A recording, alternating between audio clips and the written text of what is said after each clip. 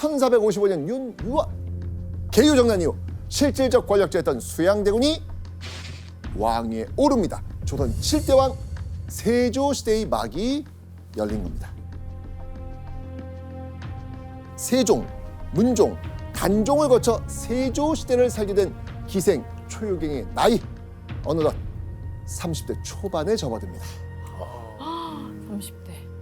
조선의 기생이 20대 후반에서 30대로 접어들면 노기, 즉 늙은 기생으로 취급받고 은퇴 수순을 밟아야 되는 그런 시기였습니다.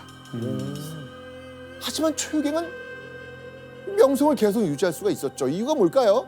능력. 네. 그런데 세조가 즉위한 지 3년째 되던 1457년 6월 초유경의 인생에 또 한 번 거친 파도가 덮칩니다. 이번엔 심상치 않았습니다. 초유경이 치정으로 촉발된 살인사건이 연루가 된 거예요.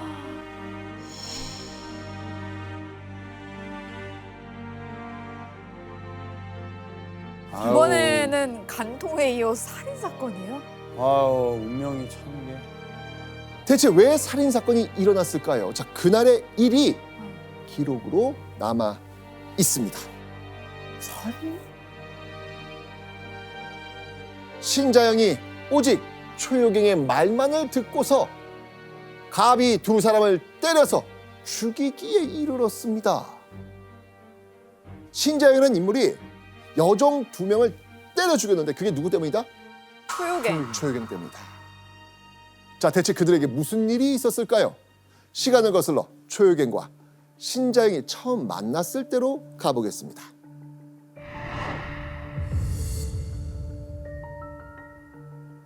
신자영은요, 세조 즉위에 공을 세운 좌익 원종 공신이자 당시 예장도감 판관이라는 직책을 지내던 관리였습니다. 예장도감 판관은요, 왕실의 장례와 관련된 실무를 보는 종 5품의 관직입니다. 자, 그런 신자영이 어느 날 기생 초유경을 보고 푹 빠지고 맙니다. 초유경을 곁에 두고 싶었던 신자영은 바로 첩으로 들어오라고 했죠. 그런데 신자영이 기생 초유경을 들이면서 대형 사고를 칩니다. 왜요? 바로 신자영이 첩 초유경에게 상상도 못할 권한을 준 겁니다. 어떤 권한이었을까요? 집총 책임자? 그런 건 누가 원래 하는 건데? 아, 첩에게 첫 번째 아내가 할 역할을 넘긴 거예요? 맞습니다. 바로 정실 부인 대신 집안일을 관리하는 권한이었습니다.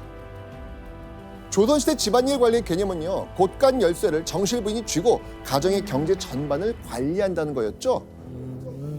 그런데 신자영이 그 곳간 열쇠를 정실 부인에게서 빼앗아서 초유경에게 주고 집안의 경제권을 쥐고 관리하도록 한 겁니다.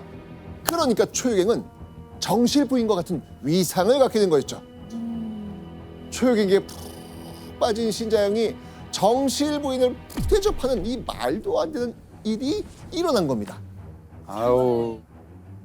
자, 그렇다면 집안 정실 부인을 밀어낸 초유경, 종들이 곱게 봤을까요?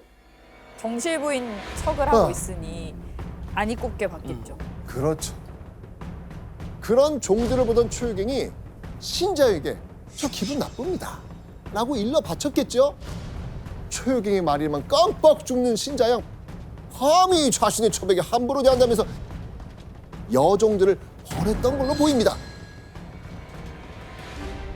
아우. 명성자자한 기생 초유경과 공신 출신 관리가 분란을 일으키니 그 사건 당연히 세조기에 바로 들어갑니다. 자, 여러분들 세조는 원칙이 있다고 제가 설명드렸습니다. 예전에 한번. 본인이 왕이 되게끔 한 사람들을 되게 잘 챙기는, 그래서 그 회식도 자주 하는 이유가 공신들을 뭔가 이렇게 해주는. 아. 그럼 신자영의 잘못을 그러면 덮는 거죠. 맞아. 덮던지 아니면은 조용히 잘못으로 돌리던지. 신자영에 대한 세조의 판결. 초효경은 한양 밖으로 유배 보내고 신자영은 석탈관직하겠다. 아, 그 정도면 많이 보호해준 거예요? 사람을 지금 2명 죽였어요 지금. 그치. 신자영도 죽을 판인데. 그런데 초효경이 유배를 떠나고 3개월도 안 돼서 또 한양에서 초효경을 둘러싼 문제적 이야기가 터져 나옵니다. 아, 이쯤 되면 진짜 초효갱이 대단한 사람이네요.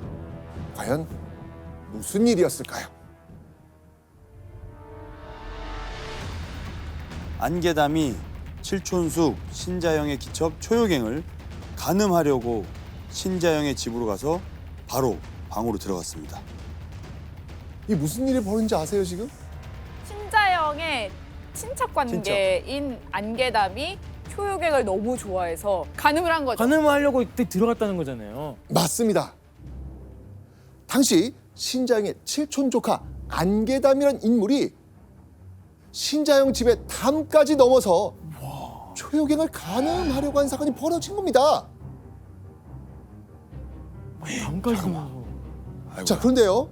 초효경을 덮치려고 몰래 그 방으로 들이닥친 안개담. 그런데 그 방의 문을 연 순간 안개담이 소스라치게 놀랍니다. 방에는 초효경이 아니라 신자영의 정실 부인이 있었던 겁니다. 아, 그렇죠. 초효갱 유배당했잖아요. 그러면 안개담은 초효갱이 유배 간지 모르고 신자영의 집에 온 거예요? 사실 초효경 이때는 한양 신자영 집에 있었습니다. 어? 세조가 유배 간지 3개월도 안 돼서 초효경을 다시 한양으로 부른 거예요. 왜였을까요? 왜냐하면 세조가 즉위 후 다른 왕들보다 유독 좋아하고 많이 한 일 때문이었습니다. 아, 저희 그때 갔어요. 셋이 연애. 아이고 맞습니다. 맞아요, 그 맞아요. 기억하시네. 아마도 궁중 연애 때문이었겠죠. 세조 역시 이거 초효경 재능 버리겠는 이거 아깝지라고 판단했던 거예요. 그렇게 초효경은 3개월 만에 다시 한양 신자영의 첩으로 돌아올 수 있었던 겁니다. 그러던 중 안개담이 초효경을 간음하려고 한 사건이 벌어진 거죠. 공교롭게도 안개담이 들이닥친 방에는 정실 부인이 있었고 초효경은 다행히 다른 곳에 있어서 위험을 피할 수 있었던 겁니다. 그게 끝이 아니었죠. 놀란 신장의 아내는 비명을 지르며 죽기 살기로 도망치다 넘어집니다. 갑작스러운 소리에 온 집안이 발칵 뒤집혀집니다. 더 큰 일은 네. 안개담은요. 초효경은 안 보이고 일이 마음대로 안 되니까 그 옆에 있던 애꿎은 신장의 하인을 막 때리면서 막 분풀이 난 거예요. 하인을? 그냥 행패 부린 거 아니에요. 한쪽에선 막고 있는 하인의 곡소리가 다른 쪽에선 신장의 부인이 비명을 지르는 등 아주 규환이었던 거죠. 극악 무도한 짓을 저지른 안개담은요. 사건 후 세조에 의해 장 80대라는 엄벌에 처해집니다. 자, 이런 상황 속에서 초효경의 심정은 어땠을까요? 근데 잊을만 하면 사건이 터지고 잊을만 하면 초효경한테 또 어려운 일이 닥치니까 이제는 왜 나한테만 이런 일이 생기지 한탄하지 않았을까요? 그리고 1463년 기생 초효경의 위상을 알아볼 수 있는 일이 있었죠. 세조의 명으로 경복궁 경회로에서 큰 잔치가 열립니다. 세조가 이때 국가 통치를 위한 기본 법전을 만드는 작업을 했는데 그 법전을 만드는 신하들을 격려하는 잔치였습니다. 먹음직스러운 술상이 하나 둘씩 들어오고 풍악이 울려 퍼집니다. 그렇게 분위기가 무르익었을 무렵 세조와 대신들의 시선이 한 곳으로 확 모입니다.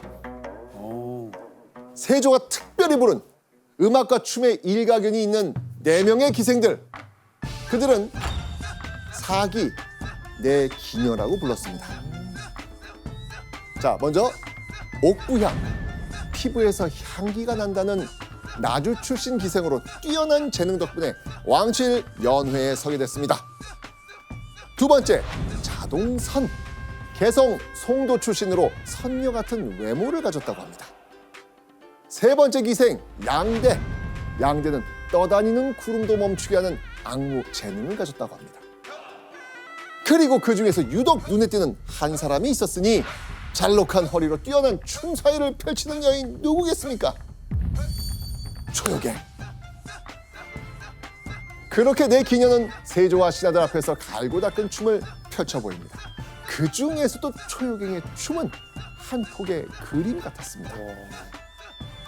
연륜이 쌓인 우아함과 기교가 완벽히 어우러진 환상적인 몸짓이었죠.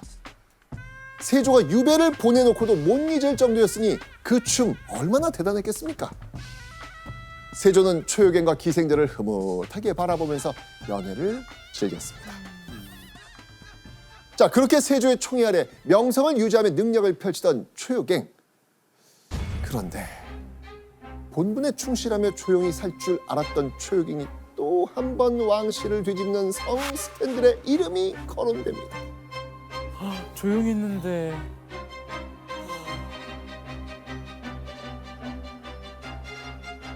계양군 이증과 또 사통하였다. 이번 스캔들의 상대는 계양군. 아하. 왕자.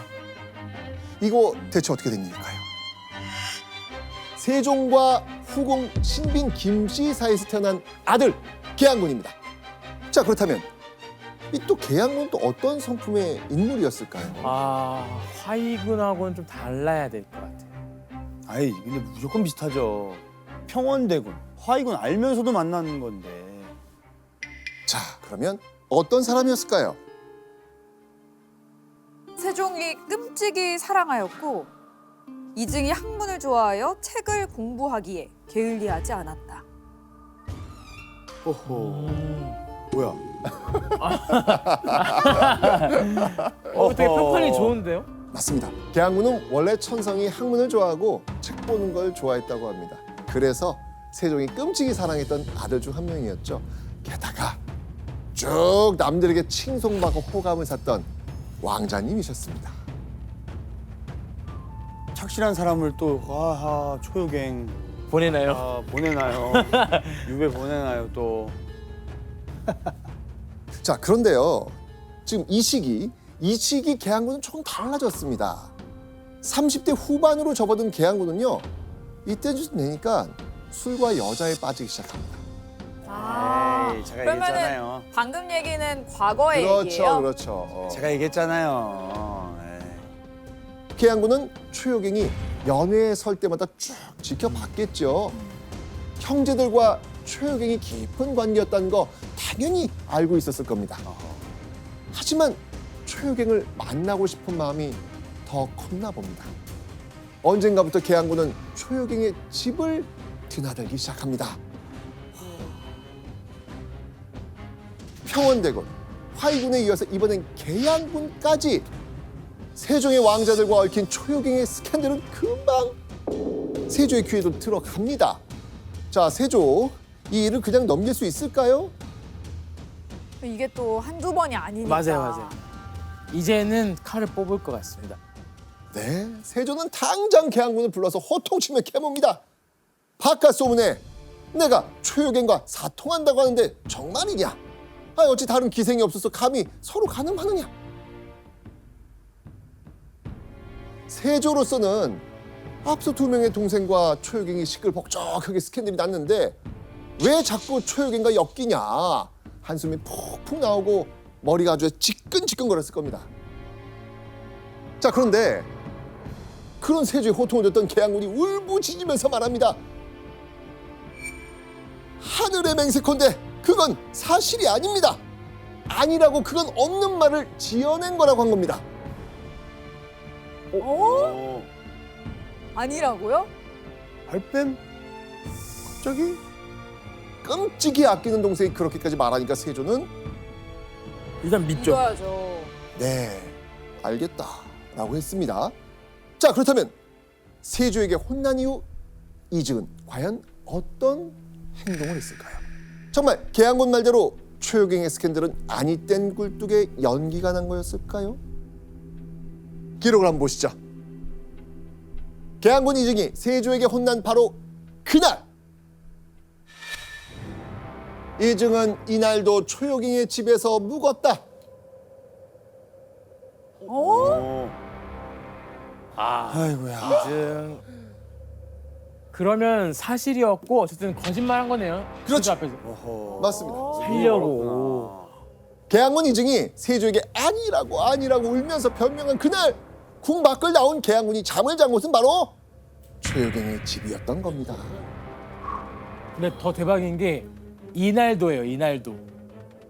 매일매일 네. 거의 초유경 집에 간 거네요. 오늘도 내일도 모레도 이날도. 그러니까요. 세조를 감쪽같이 속이면서 초효경을 계속 만난 계양군. 그런데 얼마 후 이 계양군이 세조에게 한 거짓말이 딱 들통나는 순간에 찾아옵니다. 초효경의 집에서 사람이 죽는 일이 벌어졌거든요. 어? 또다시 살인 사건에 연루가 된 거예요. 또 살인 사건이 일어난다고요? 와, 진짜 이거는 아, 이 사람 진짜 무섭다. 근데- 이 사건으로 한양 도성은 발칵 뒤집혀집니다. 그런데 살인 사건의 범인이 너무나 충격적이었습니다. 범인은 바로 계양군. 자, 대체 무슨 일이 일어난 건지 그날의 진실을 한번 보시죠. 판사 변대가 몰래 초효경의 집에 묵었다가 이중의 종에게 매를 맞아서 이 때문에 죽었다. 이게 무슨 말인 것 같습니까? 지금? 아하. 또 초효경이 이중을 놔두고 판사 변대를 몰래 만났어요. 그걸 걸려서 종한테 시킨 거죠. 때려 죽이라고. 그렇죠. 아하. 변대는요, 궁궐이나 관청의 건축을 담당하는 선공 판사였습니다. 정삼품에 해당하는 높은 관직이었거든요. 그런데 변대 역시 기생이었던 이 초효경을 또 마음에 두고 있었던 것이죠. 아하. 이건 그래서 변대가 계양군의 눈을 피해서 초효경이 지내던 집으로 찾아갔던 거예요. 하지만 초효경의 방에서 변대가 나오는 걸 계양군에게 딱 걸리고 만 겁니다. 와. 감히 왕실 사람인 자신이 품은 여인을 탐했다, 이렇게 생각하면 열 받았겠죠. 그래서 계양군은 하인을 시켜 변대를 때렸는데 얼마나 무자비하게 때렸는지 변대가 그만 죽어버린 거예요. 아하. 이건